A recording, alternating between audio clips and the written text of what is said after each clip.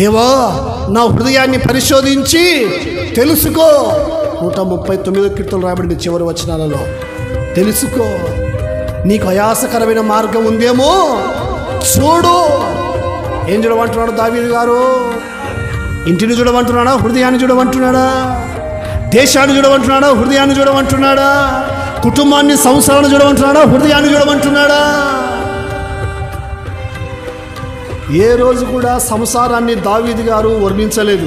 మీరు బైబిల్ బాగా చదవండి.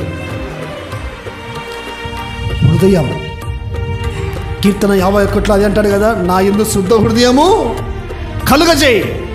మత్తయి సువార్త 5లో అది అంటాడు కదా, హృదయ శుద్ధి గలవారు ధన్యులు. దేవునికి బిడ్డలారా, గాడ్ విత్ హార్ట్, దేవుడు హృదయం, ఈ రెండు ఒకటి కావాలి.